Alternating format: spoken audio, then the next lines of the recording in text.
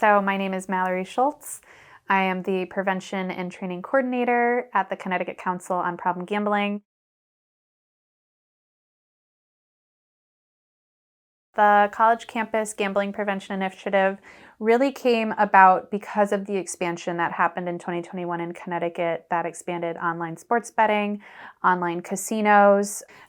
We've seen an increase in callers at that younger college age demographic reaching out to our helpline at the Connecticut Council on Problem Gambling. And what they're reaching out about is saying that they don't have money or they're looking for ways to get their money back, really not fully understanding the impact of what that has caused for them. Gambling really is a hidden addiction. You can't smell it on someone's breath. You can't, if you're a clinician or you're a provider, you can't do a urinalysis. And a lot of times family members will have no idea that this is going on. They may notice that money is missing. They may get those conversations where they're maybe asking to borrow money, but maybe gambling isn't the first thing that comes to mind. Gambling lights up the brain the same way that cocaine does. When folks are using substances, they might overdose, right? So in gambling, you can't overdose, but unfortunately what we have seen is that there is a link between suicide and gambling. The impact on family too, when we talk about that, is great. Yes, maybe if they're younger demographic, if they're that college age, they might not have families yet, but they certainly have parents. When we're thinking about how we are approaching prevention and things like raising awareness or campaigns or being able to increase education, our goal is really to let them know about the different types of gambling that exist. So even that is really important. So things like cryptocurrency, right? So a lot of students don't know that that's a form of gambling, or charitable games, so raffles and 50-50s. When you go to like a baseball game, you'll see those things. But also talking about the things that are more prevalent, like sports betting and online casinos and things like that.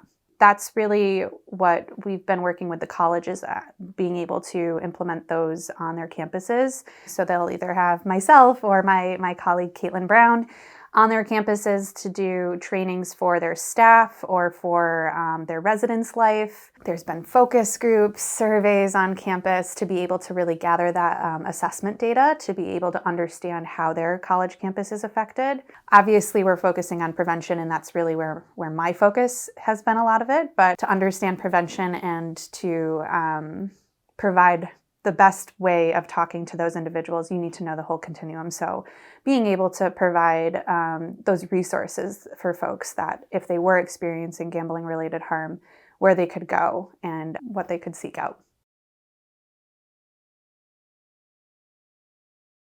I think some of our biggest successes has been a couple of the colleges were able to make some policy changes to their student handbook. So that was big. When we think about the different strategies, policy is usually one of the difficult ones. So for them to be able to take some of that language that was revolving around alcohol and substances, they were able to integrate some of the gambling language. I know one of the colleges was able to go a step further and then disseminate that information out to the campus at large on their different media devices. So it really was able to raise awareness. Some of the colleges in the program did work with their financial literacy office to have trainings with their group so that they can then disseminate it to their students. I know that some of the colleges did come out of the grant period with a committee that was focused on this. Anytime they're talking about this on campus, though, is a big win for us because we just are